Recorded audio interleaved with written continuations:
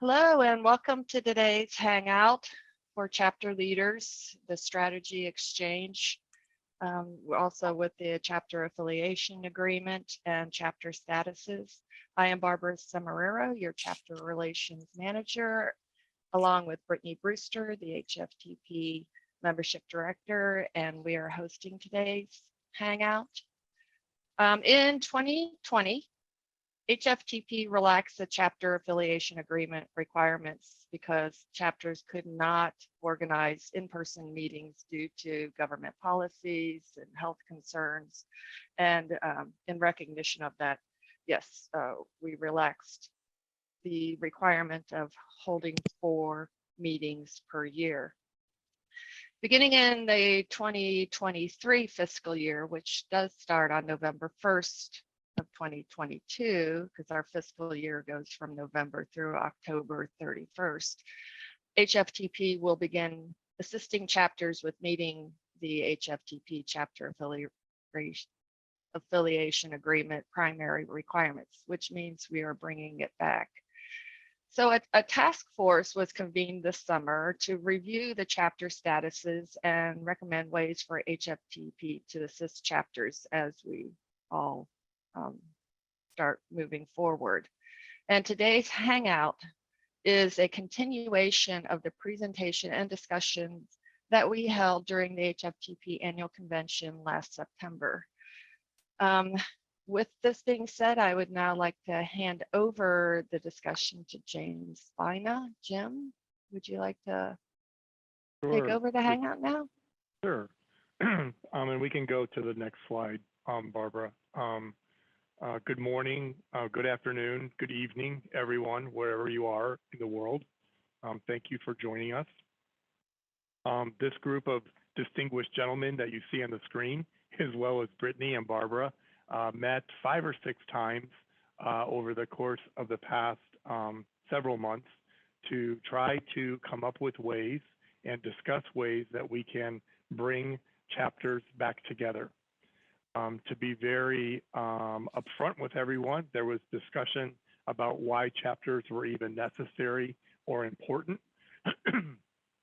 And we come back to, or always came back to, the fact that chapters were the backbone of how HFTP was formed, and that they needed to be in place to continue the great information exchange that can occur between members.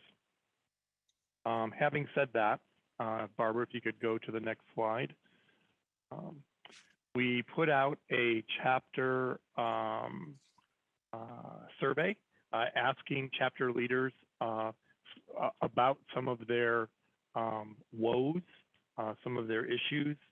And of course, most people came back with problems related to gathering, being able to find leadership, and many brought on about COVID. And since HFTP had relaxed the chapter affiliation agreement, we all agreed that in order to move forward and really determine the viability of chapters was to hold everyone accountable. So Barbara and Brittany will begin working very closely with chapters that are potentially in jeopardy of losing their charter. Barbara, I think we can go to the next slide. We'll talk about the chapter affiliation agreement and what it mainly holds the chapter to is having leadership, that a chapter really consists of at least 15 members, and that they are required to hold 4 meetings a year. Go to the next slide, Barbara.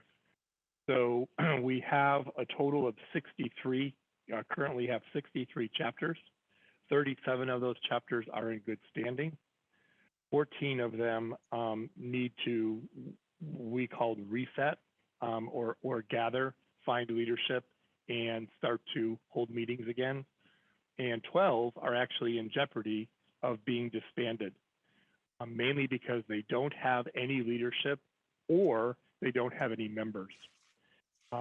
And the underlying question is, what happens to the members that are potentially in those chapters that might be in jeopardy of being disbanded. We can go on to the next slide, Barbara. So chapters that are currently not meeting are going to be held accountable to meeting. Barbara will assist chapters in trying to establish leadership and stick to the chapter affiliation agreement and keep it in force. So we potentially have 12 more months of trying to bring everybody together and keeping the chapters that are in place. The next step in this process sometime in January is to determine what we can do to allow those members who are not geographically located where a chapter can exist, how we can get them to meet and take advantage of the networking opportunities that HFTP brings us. We go to the next slide, Barbara. So we want to talk about virtual chapters. We want to discuss the potential of having a speaker database to assist chapters in hosting a meaningful meeting, and potentially looking for volunteers from chapters that are active and in place to help those chapters, whether it's virtually or in person, to try to mentor the chapter and bring it along and back into compliance. Go ahead, Barbara.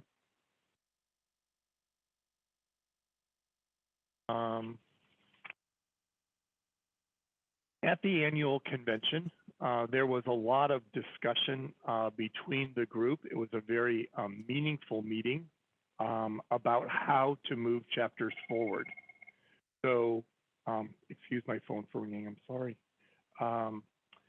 You can read on the screen those things that came out of that meeting in Austin.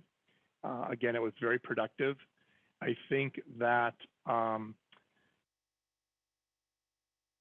going back to some of our grassroots, calling hotels, calling potential people that we know to get them involved in HFTP or bring them back to a meeting really came forward.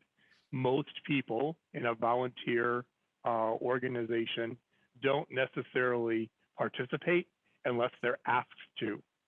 So we can't necessarily expect people to just come forward and say, hey, I want to participate. While some do that, it's important for chapter leaders to be trying to cultivate and look for other leaders. So having said all of that, go ahead, Barbara. We thought we would open up for discussion with this group, how they thought, we might help them to motivate and rejuvenate their chapter, and get some opinions from this group about what they think will assist other chapters or what assistance they need from HFTP staff. Mark or Barry, did I miss anything? No, you did a great job of the summary and what we've talked about in our task force meetings also. So I just hope everybody will participate and just help us make sure that we're going in the right direction and help you in any way that we can.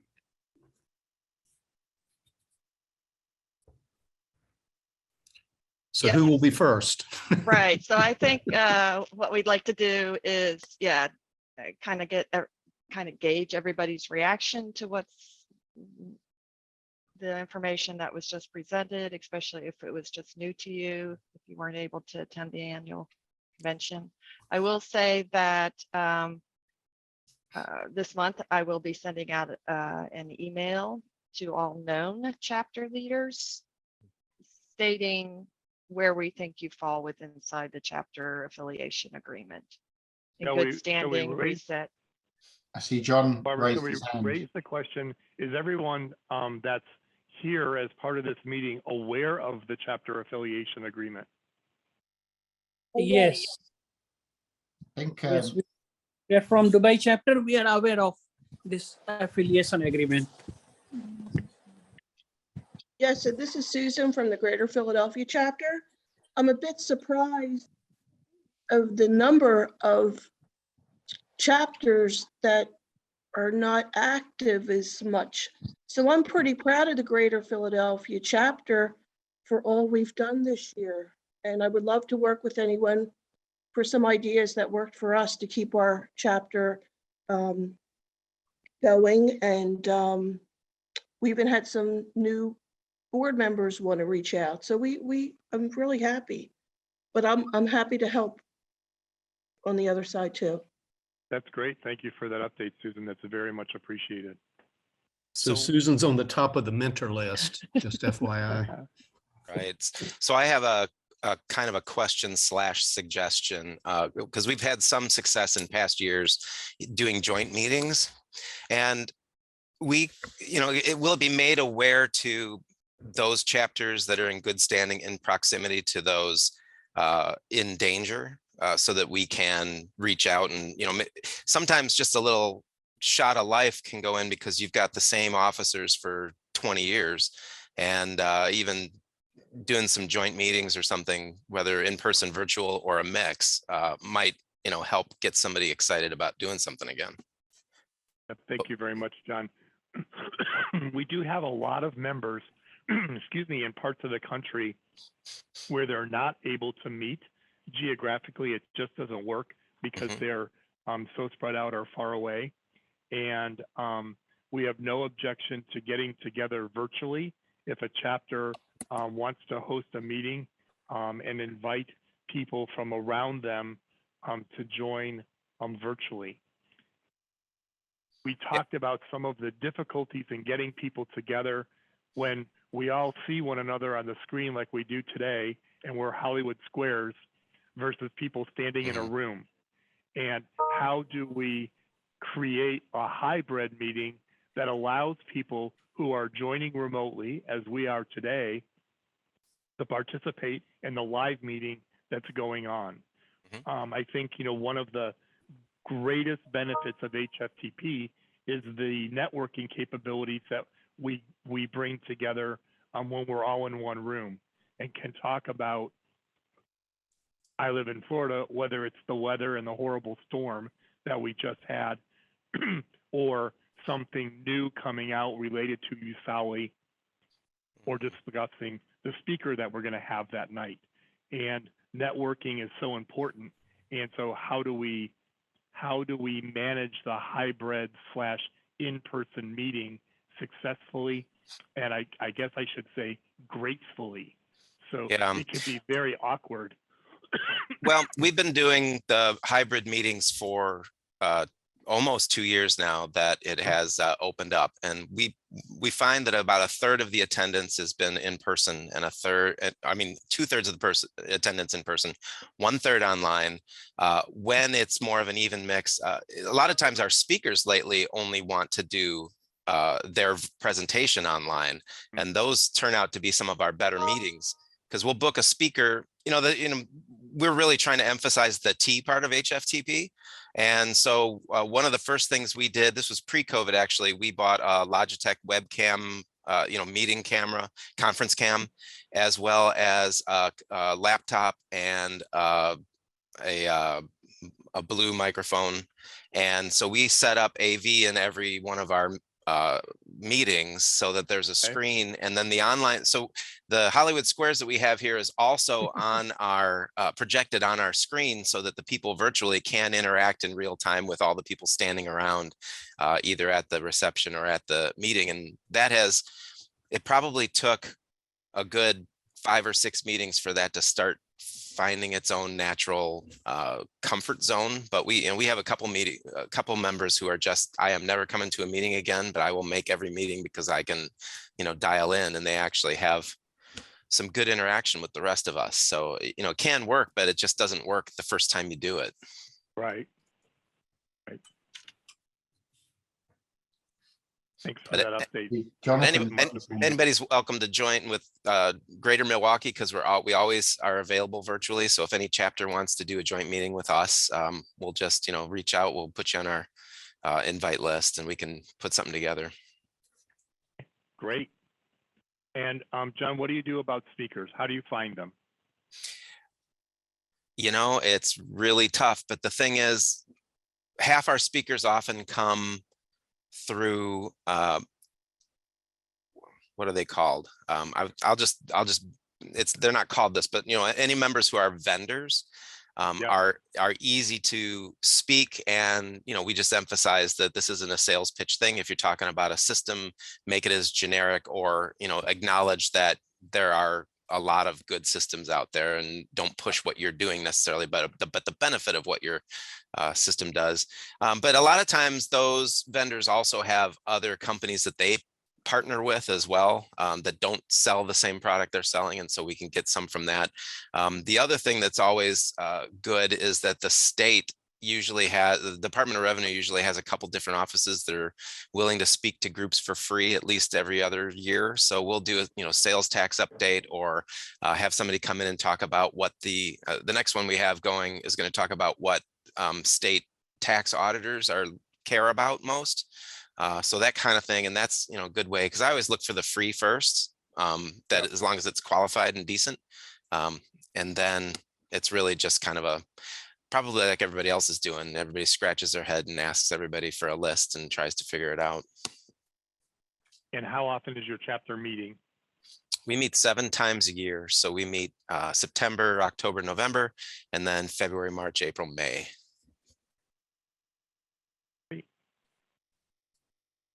Thank you. Jim, Jonathan's got his hand up. I don't know if you saw that or not. No, I didn't. Thank you. Hi, Jonathan. Hi, good morning, or good afternoon, I guess now. One of the questions I was just going to say, those chapters that are in trouble, are there also chapters nearby that could sort of adopt them, so to speak? So in many instances, the answer to that question is no, from a geographical perspective. But that doesn't mean that electronically they can't be. So, you know, I think as John brought up, it's important that we probably try to use technology to engage with those chapters. And again, it's a situation where we have to match up a failing chapter with a successful chapter to try to get it off the ground. Obviously, geographically, that would really help, but sometimes it's just not possible.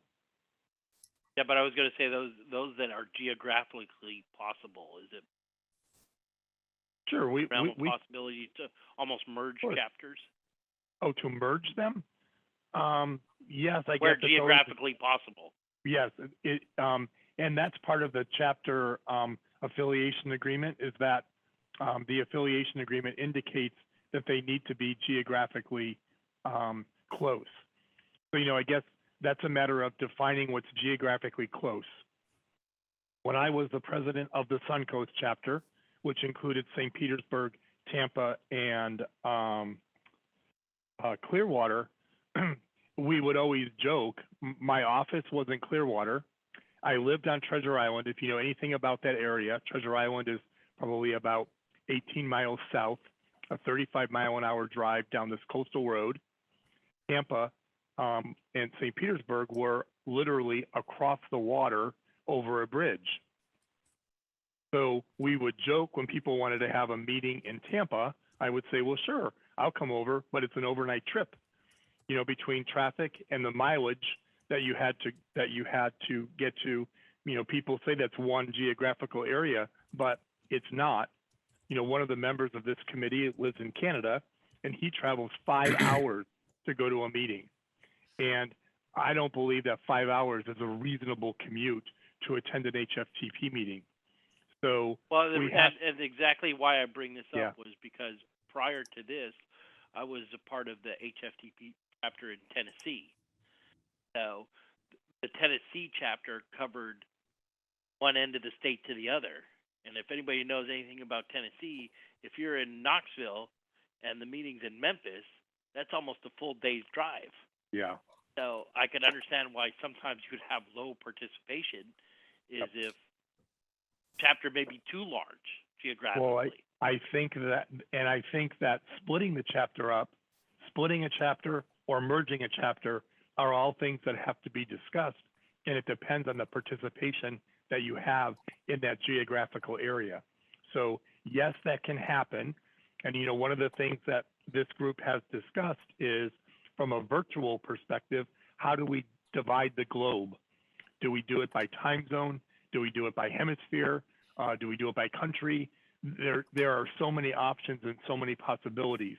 We have to look at where clusters of members are and then determine how we can revitalize.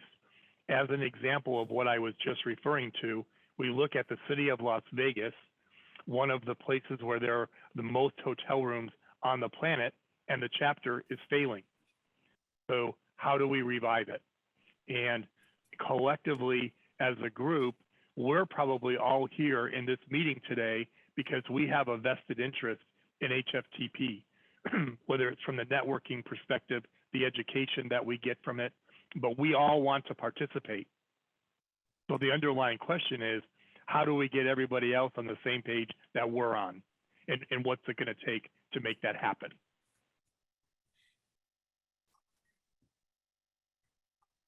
Our biggest Barbara? challenge is hotels versus clubs, because it's easy Yeah. to get club members because club managers are really on board. Clubs are non-for-profit, so they also see the value of investing in education. Hotels are a tougher nut to crack, especially as they merge and merge and merge, because they've Yeah. got to go through so many levels of approval, and it gets to the point where, what are we sending the accountant to a club meeting for? It just doesn't make sense.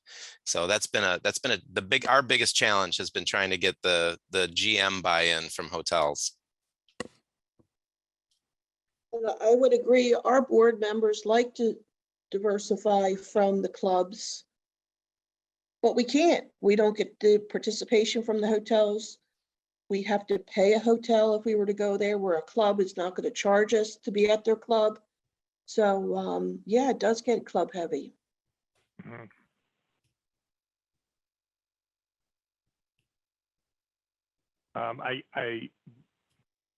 From a membership perspective and a percentage of members, there are more members that are of clubs than of hotels.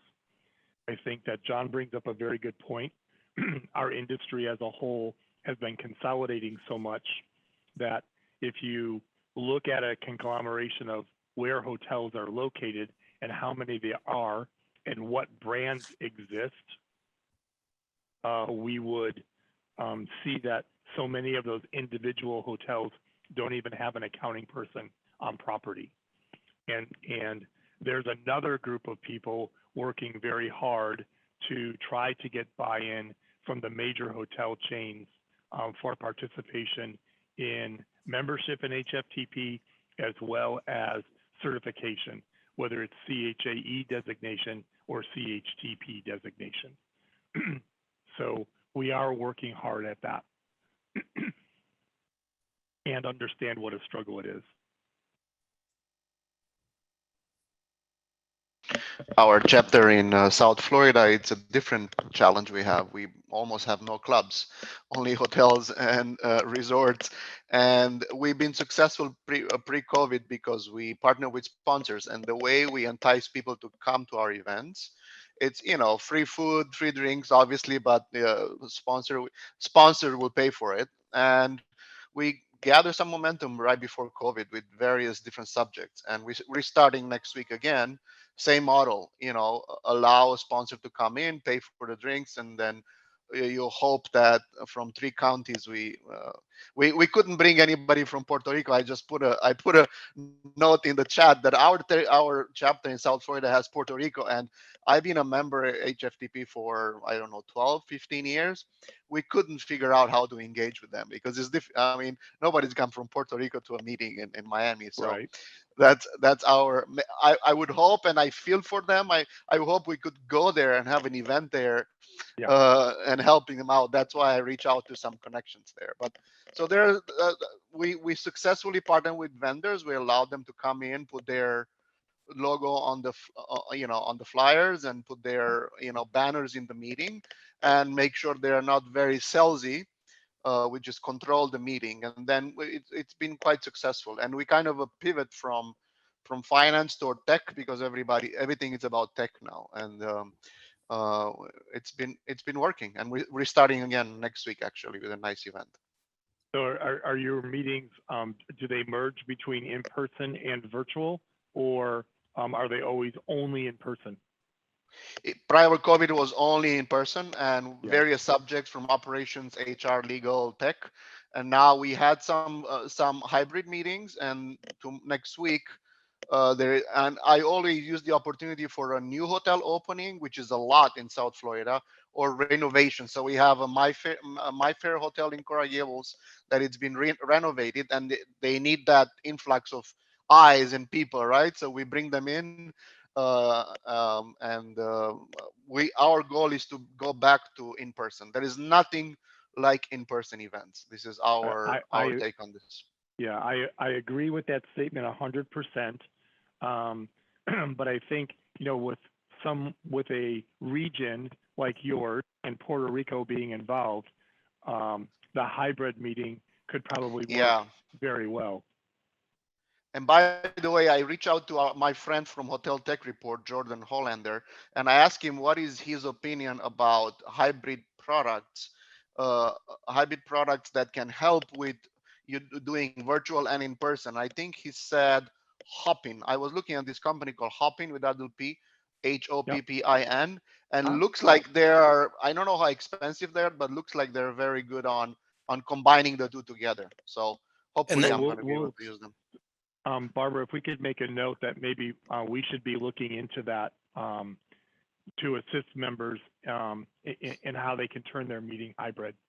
And maybe get a Puerto Rican member to be a board member, and then they can have a Puerto Rico meeting that's virtual with what's happening in Miami or Coral Gables or anywhere. Right, right. So they can be together while you're together, and then you're kind of together virtually together. Yes, I that's the goal. that. Yeah, someone mentioned that the hotels can be expensive. Technology, I think we can all use technology, but we're going to the hotel level. The hotels are charging us for internet connection. They're charging us for equipment, and we have to determine how we can get past that. And if it could be a matter of the chapter being able to afford to buy their own equipment, or it being supplied by HFTP. Yeah, that's the challenge in South Florida, being such a hot spot now, even during COVID. And now I couldn't get, prior to COVID, I was able to get an event for about 80 to 100 people for about $5,000 all in. Now it's almost impossible. So I'm using sponsors. They have to sponsor, and it's not even the space; it's the AV equipment that can be more expensive than. Yeah, it's a huge challenge, but we'll make it. So these aren't member hotels you're going to? I mean, I would think a member hotel will just comp the AV. It's like comping parking. Nobody's comping anything anymore in South Florida. It's a hot not spot. In Orlando. Yeah, not in Orlando either. The hotel charges for everything. Not in Philadelphia. The Mid-Florida chapter gets together once a month, the fourth Tuesday of every month, and there is a charge for the dinner. It's always a dinner meeting. We'll charge for the dinner, but we'll kind of subsidize. So we do, it's $35 for members for the dinner, which includes wine service. And then what we do when we go to the catering departments is we can give you 35 all inclusive. And so we will pay that to the property. So it basically, give it to us at cost, encompass the room. And, and I guess in this area in Wisconsin, it hasn't been a problem, because at least, there's no expense necessarily for the hotel that isn't being covered. Many hotels have outsourced the AV, so it's a third party. So good point, Nilmar. Yeah. See, So that will be one of our takeaways, to see what we can do about that. And I'm Barry sorry, Barbara, you were going to has say something? Barry has his hand raised. Hi, Yeah, Barry. I was just reading through some of the questions in the chat, and actually, Barb, I'm going to be handing this back over to you. But there's some questions with regards to the value of the dollar versus the euro and the pound, and what non-US dollar earning members they're now ultimately paying more for membership. There's a few questions about member re-engagement, and is there anything that HFTP can be doing to support re-engaging members from a dues perspective. And I know this is something that the task force has spoken about, and it's a recommendation that we have made to the board. But Barbara, I'm not sure if you've got some updates that you could share with the participants of the call on this. There are a few updates. We are currently requesting a discounted dues for chapter reset to help everyone build back up their chapter membership. That dollar amount has not been set yet, but we realize also that we have 4 categories of memberships, so it will be scaled appropriately. With whatever discounted rate that we come up with, the chapters will receive the full chapter affiliation fee. There will be no discount on that part. So, and that chapter affiliation fee is paid quarterly. It was also discussed at the in-person chapter leader exchange session about being able to offer this discounted membership for a longer extended period of time. So that's the other part that we are working on, such as beginning November 1st, we discount membership by, I'm just going to say by $100, and then we offer it through the beginning of the year. At that point, we will also put together some marketing materials for the chapters to go use, pretty much digital flyers that have probably a little bit of information about the chapter, its value proposition, the membership offer, and when the next meeting is that you're going to be holding.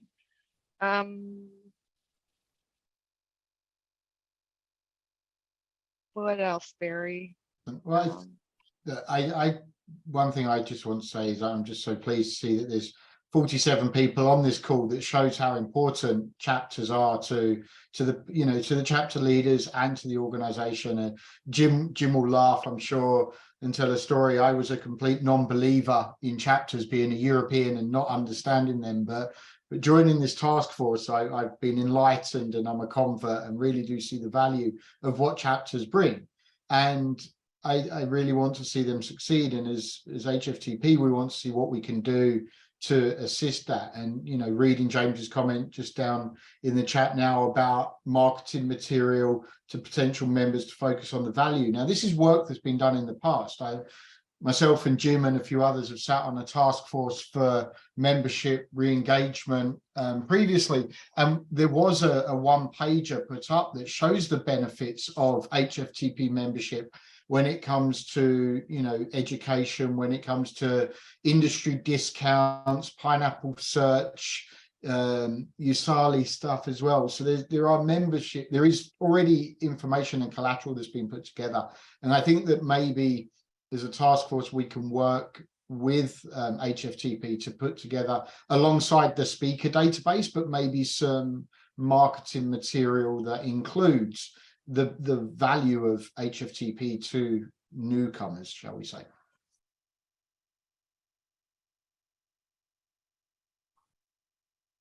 We will make that marketing material a high priority. Mm-hmm. Yes, we have it on our list to have it available, have this information available by November 1st for all chapters to access. A lot of the information will be put on the HFTP website underneath the chapter area. There is a chapter leadership submission area. That's where I try to house documents that I think the chapter is going to use. It's open access at this time. And I don't foresee it, closing. So I can put, just general marketing material there. But if you want it with your chapter logo, because each chapter has their own logo, just let me know. I am here to assist the chapters with this endeavor. So please always reach out to me. I can also supply your chapter rosters. If you want to know, who has left the chapter over the last couple of years, I can run those reports and provide them to you. So I know another chapter, when we talked, there was some discussion about maybe merging chapters. That has happened in the past, that communication has happened in the past with a couple chapters. So that is always, it's like Jim said, something that could be reviewed.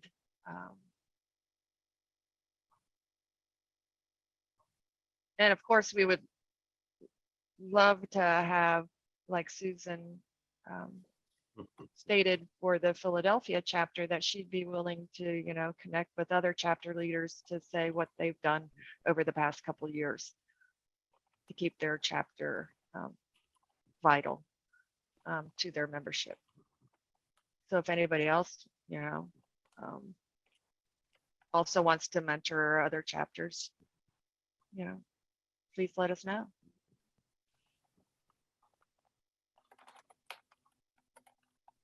I believe that mentoring a chapter is probably one of the best things chapter leaders could do to assist HFTP. As I stated earlier, we all understand the value of HFTP, and being able to pass on that knowledge to other folks is really, really important.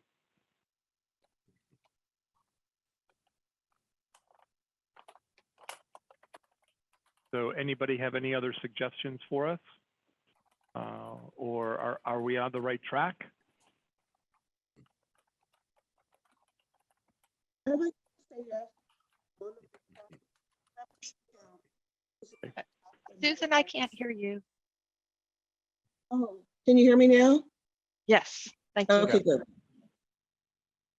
I like the idea of the marketing materials.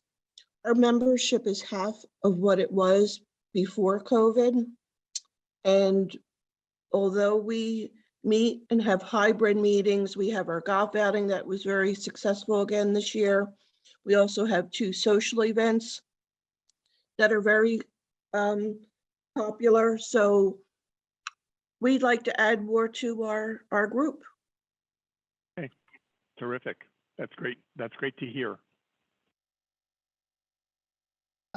If I can just share my screen, I know it's not all about marketing material, but if you don't mind, this, I've just found the work that we put together before, and I don't know if this is kind of what people are looking for or whether you can give us different direction, but this was what we put together as a previous task force, if everyone can see this, when it comes to the member benefits. And it gave a bit of information about HFTP, obviously, spoke about USALI and access as being part of membership.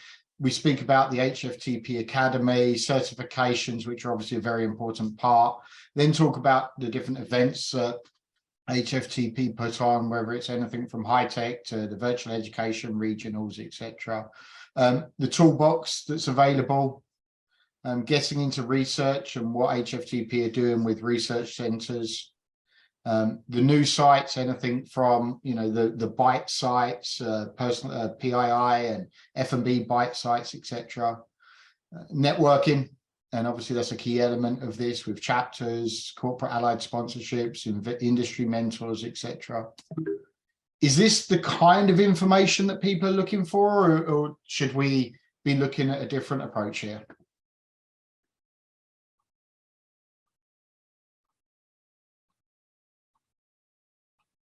I think that's a great presentation. And I would trim it down. And our idea too is we were going to reach out to the club managers, general managers at clubs. And then our colleague in the hotel industry was going to reach out to the GMs there.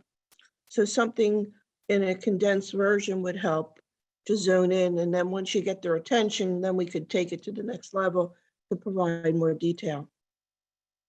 And when presenting to general managers, you got to remember, it is a good time because it's budget season for a lot of companies. And it's really, well, I'm spending, $400 to $500 to get membership for my controller.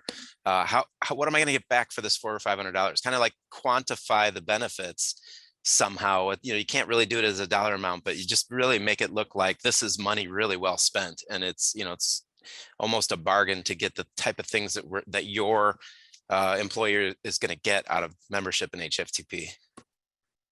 That's an excellent point. If I did not go to an HFTP meeting to find out about how to pay our bills virtually through a virtual credit card, I wouldn't be making the club $15,000 a year, along with having a efficient staff in accounts payable, not having to go through the mailing a check. Yeah, I'm in agreement. Any communication to the GMs, whether it be clubs or hotels, and whether it's for IT or admin, finance folks, it's got to be short. It's got to be sweet. It's got to give them an incentive of why would I want to do this? Why would I want to get them involved? And I think we need to answer those high-level GM questions that are going to, that have been a barrier in the past potentially for allowing the company to pay for their memberships. On my screen, I have what we used to do for our value and benefits statement. So this is. We're seeing just your plain Zoom screen. Huh. All right. Well, then I'll stop sharing. I'll try again. Like, oh, yes, I see. You guys saw everybody else, huh? Okay, let's see about this one. Better? Yes, that's better. Okay, good. Much better. You don't see me blushing now. So yeah, this is what we have available right now. With a few updates that are probably needed, networking, and that it's a 2-pager, meaning we usually print it front to back. It talks about all this. So, because yes, for marketing materials, yes, it's very important. I think Jim Schiff also said that if it could go along with a cover letter, a scripted cover letter, that they just have to basically put in the name and the address and mail it out or email it. Yeah, so if this was sent with a cover letter and HFTP, would factor in some postage expenses. If this was shipped to every hotel and every club in the country, and then a follow-up based on location with chapter leaders in the area, how many more members could we bring in, and what would be the ROI on that? I think it would be phenomenal.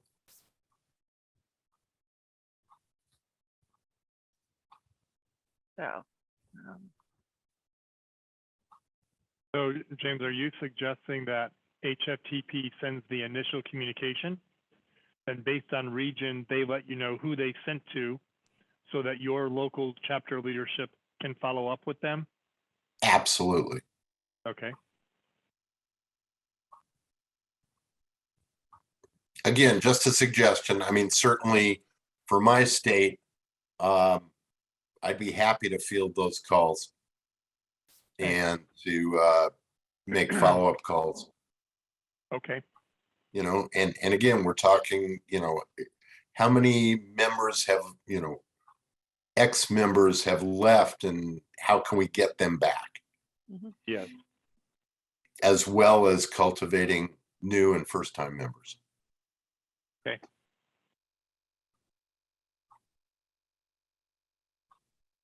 And I agree, and access to the membership database is very important to me, because I'm not always going to know if someone moved their club or their property.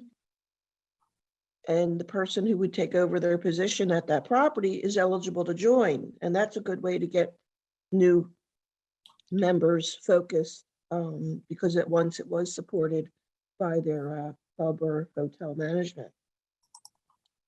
Yeah, that would be a great addition to the letter. That we have that reciprocal membership. You know, along with that, there's a suggestion in the chat about complimentary membership. So I don't know that we've really looked at that. Maybe that's something we could look at also, for where they're saying only offer first year free, of course, you know, kind of a trial complimentary. So maybe that's something the task force can, or Barb, you and Brittany could look at also, see if that might be viable. Or maybe it could be like 50 or 100 of these first year free memberships offer, you know, act Yeah. now, that type of thing. Yeah. Get the price of 2 for 1. There. Hey, that could be a good slogan. Good idea, Jill. And our chapter has also invited to a meeting for free, not charging them for the meeting, to get to know us, to then decide. Yeah, Mid-Florida does that also. Thank Yeah. you, Susan. Yep. Darren, you have a question? I see your hand up. You're on You're mute, Darren.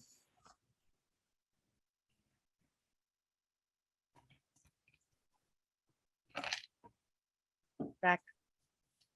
How about now? Yep. We can hear you. No? Yes, Yes. we can hear you. Mhm. Okay. Has there been any consideration to maybe partnering with SHRM? I know I brought this up at least one other time in the past couple of years, but is there any value in raising our exposure to the HR function at the hotels? I know that a lot of the HR directors at the various hotel organizations are members, and this might raise awareness of our purpose and give ourselves the opportunity and theirs to share some speakers, and particularly with the multiple common interests that exist between the HR function and the finance and technology function.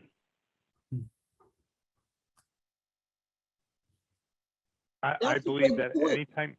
anytime we can hold a joint meeting, that's very, very important.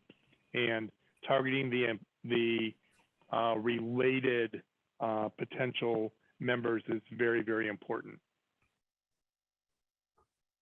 And I think that's a good point too, because 20 years ago when I began as the office manager, then it involves to the word controller. I still wore the hat of HR, membership, finance.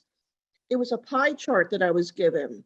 And the little tiny square at the bottom, peace sign at the bottom, that was considered other.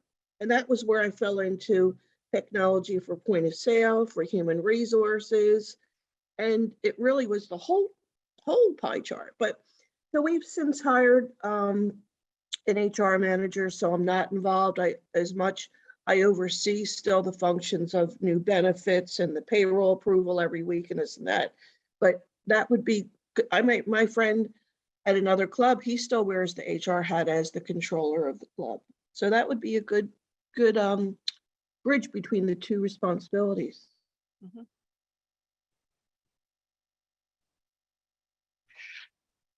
So I'm going to kind of throw out another idea as we have another few minutes. What about, because one of them is about finding speakers for the educational content. And we understand that a lot of the chapters do offer continuing education credits because they have their NASBA sponsorships. So a lot of those do have to be live. What if HFTP were to coordinate a speaker?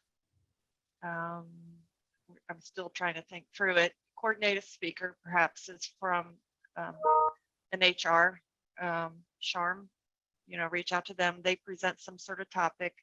It would be, of course, if it's live, it would have to be at a particular time, and then we archive it, and then chapters could then replay it if it wasn't at a convenient time. Is that, it is something we've done in the past, right, where we held at least once a year an HFTP offered education session. I think it was in the evening. Should we bring back something like that? I think, you know, all the options are definitely possibilities. Darren and I have actually talked about this situation at length. And the fact that a member takes the time out to come to an in-person meeting, the speaker should be in person. John, you mentioned that some of your speakers are actual virtual. And so there's some enticement to the networking part of the meeting and being in person. I don't think that we should ever, you know, turn off the fact that we don't want something that's virtual. We should consider all possibilities. I agree. We did, because our chapters, well, we're only an hour and a half apart, so now we can't complain now that we hear the 5 hours and the state of Tennessee and everything. But we did a northern and a southern where we got together and networked, and we were in smaller groups of 10 and 12. And we watched the webinar, which you could also have the virtual speaker at the time. But at least the smaller group got together, but no one had to travel that far. And it did work out well. Good. Just one comment regarding virtual chapters. I think we mentioned this and we've been going back and forth, but thinking a little bit ahead into 2023, I hope this doesn't happen, but there are going to be some that are disbanded and there are going to be some people out there looking. So we could really use this group to tell us, okay, does a virtual chapter, is it geographically set up? Is it hotel, club, casino set up? Is it finance, technology? Or is it all of the above, which would kind of be tough. But if we could get, even beyond today, get some input from this experienced group on the virtual chapter, how should it be structured? What is the best way to do that? And it may be just we try it this way, it doesn't work, and we modify it and try something else, but just helping us get some direction on what a virtual, how we should begin these virtual chapters.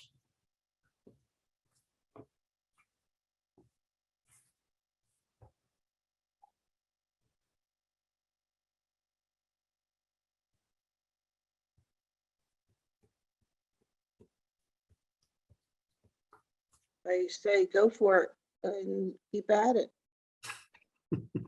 Yeah, I And think the all of the above approach is probably the best route to go. I mean, when the decision is made and solidified that a chapter is going to be disbanded, I think options to create virtual chapters based on the existing membership that will then be nomads, if you will. What their affiliations are, I think, will dictate how we create or merge them into existing chapters. I think it's going to be a choice for them because especially if they want to stay active within HFTP, they need a landing zone. So I think it'll be up to the board and this task force and group to give those members options on where they would like to land.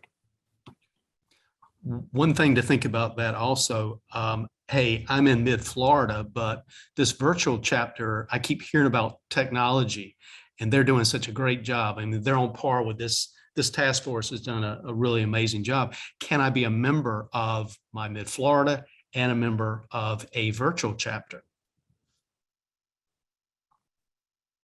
That certainly seems logical to me. I mean, currently the membership dues structure is set up. If you want to be member of multiple chapters, there's added fees and charges. Mm-hmm. Maybe to be a member of a virtual chapter, we waive any incremental fees that would give you the option then to spend the time in the virtual chapter.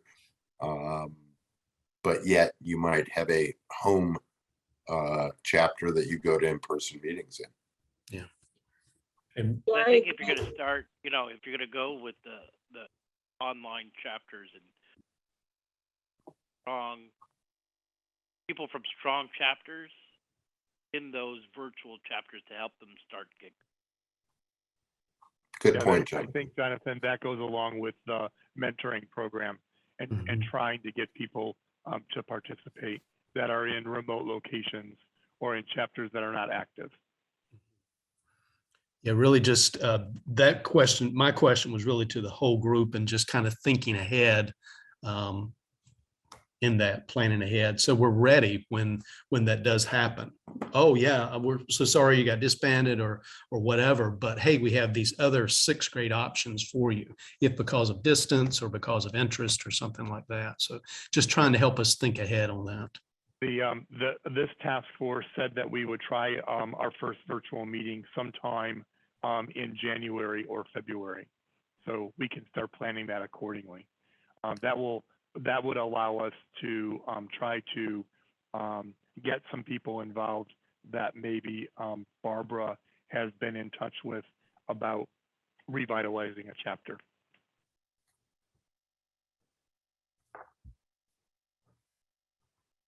There's the question raised about the format of a chapter meeting, whether virtual or in person, and the difference between a hangout, which we have all been participating in, and a chapter meeting.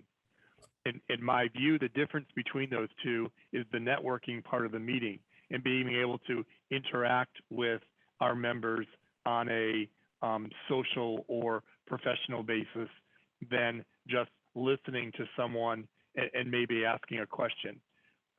Part of the whole bringing people together with HFTP is the knowledge and job transfer that happens through the networking portion of a chapter meeting.